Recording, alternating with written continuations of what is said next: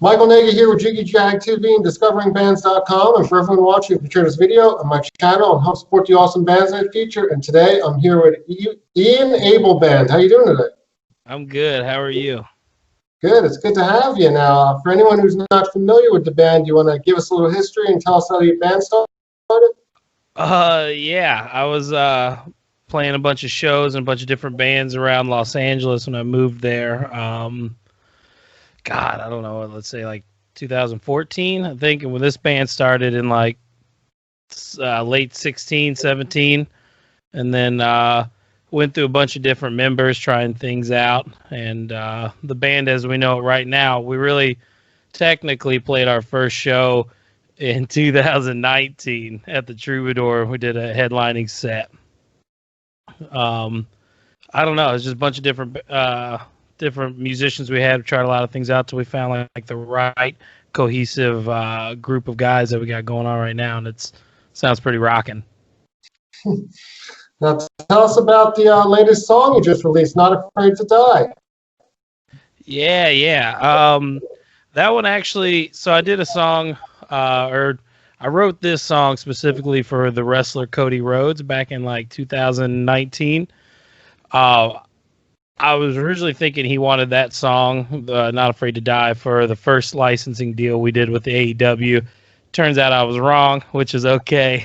But they came asking for this one because they remember that I had it for his last pay-per-view match against Darby Allin. And I was like, thank God, because I had nowhere else. Like, it's a cool song, but it doesn't, to me, make sense to put it out unless it's in conjunction with him, because it kind of mentions his dad in the song, even though I use it to talk about, like as a metaphor. But I'm really happy they came and used it because I had nowhere else to go with it. Yeah, it's a good song. Thank you. I want to ask, do you have any albums out or just singles? Because I went on, look on Spotify and all the platforms that just shows all singles. Yeah, well, see, all these songs we actually recorded. All right, we recorded them all at one time, and technically we did 1 day of drumming. So, when we record, the best way for us to do it is to, typically you start with drum and bass, right? Record them at the same time, and then you start layering, unless you want to play it all live. But we didn't have the opportunity to. So my drummer, Kenny Schwartz, K Swizzo, he did 11 songs at United one day.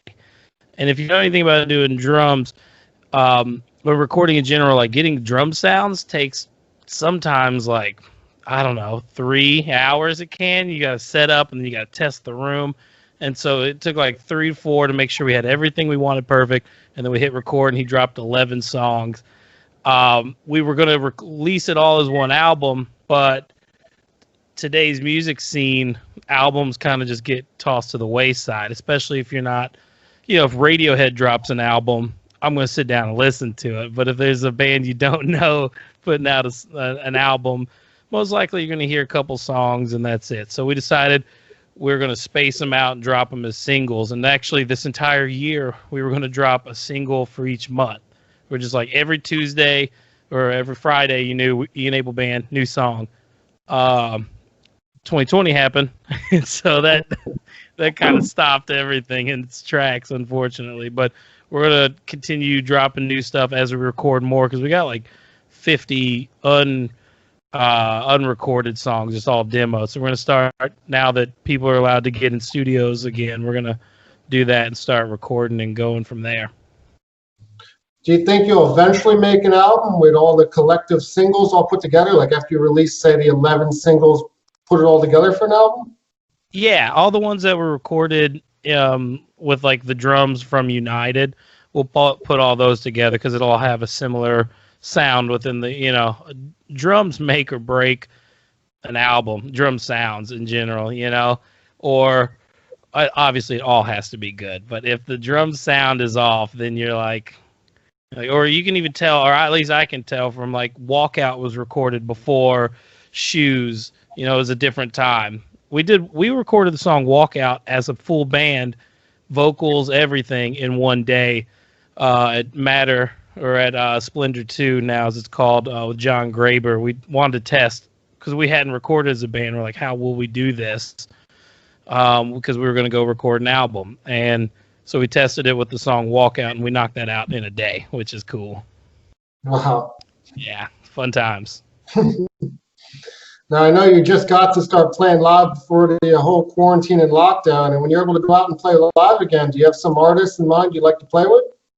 Oh, God. I mean, so, the professional side, I will say I'll open, for anyone. that goes. Everyone always says that, like, we would sound good opening for Zac Brown Band, and as much as I love Zac Brown Band, I don't know if Outlaw quite fits the bill with, like Knee Deep. I don't know if those two go together. Clearly, if Zach hears this, for the love of God, bring us on tour, dude. We will not disappoint. But I don't know. I love the Raconteurs. Anything Jack White touches, I think is gold.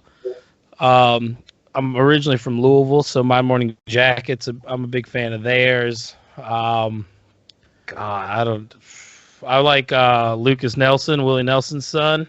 He's incredible. God, I guess the list could really go on and on if you think about it. And when touring's able, you plan on getting back out on the road right away?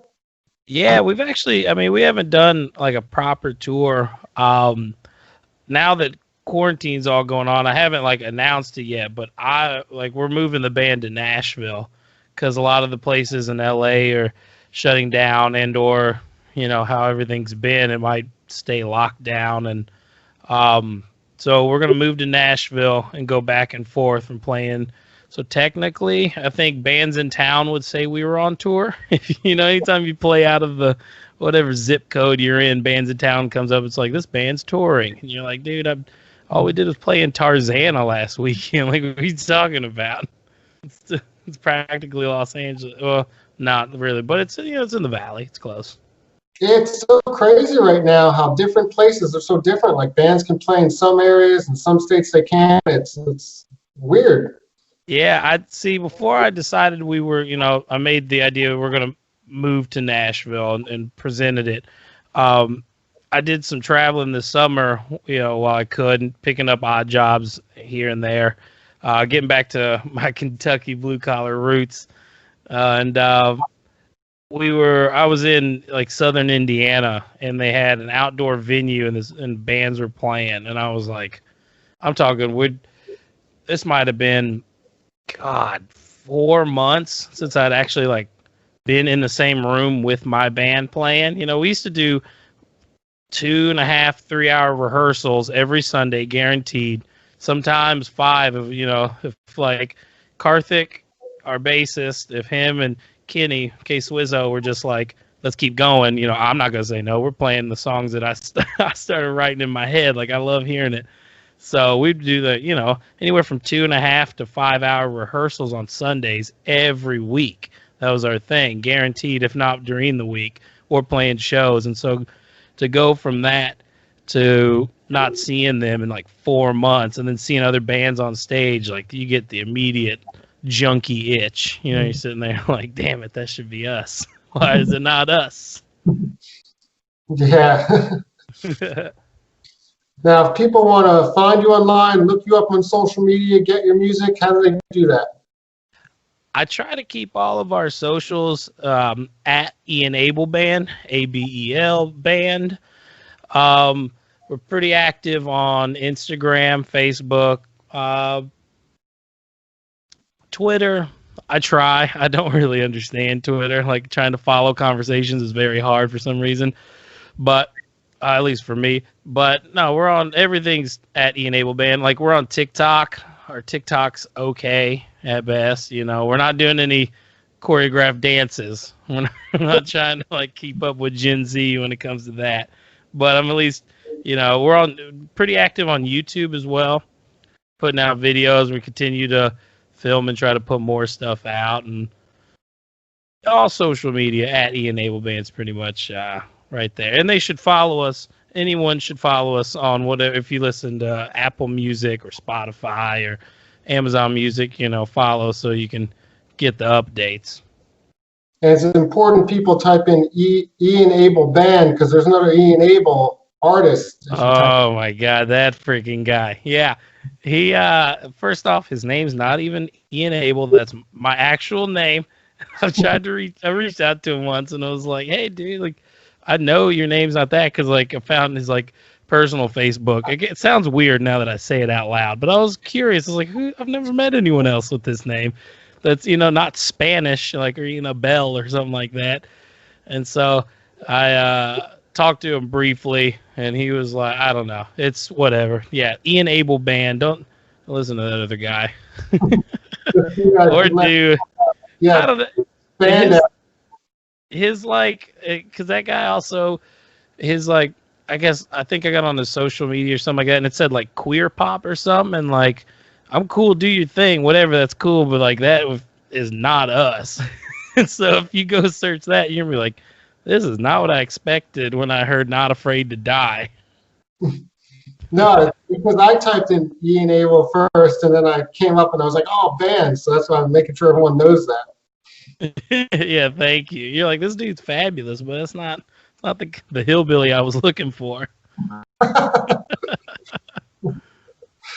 Now, I want to ask, where would you like to see the band in a few years from now?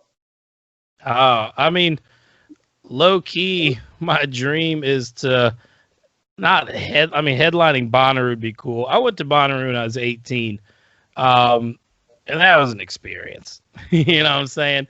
But I saw My Morning Jacket, which is a top 5 band for me, play from 12 midnight to 4 a.m. in the morning on this like side stage. And I've always wanted to do something like that. I really want to play the festival circuits. Yeah, even if it's, even if it's like 3 p.m. in the day, like if we get that opportunity, we're gonna bring it, and people are gonna be like, "Yo, did you miss that show? Oh, you missed out.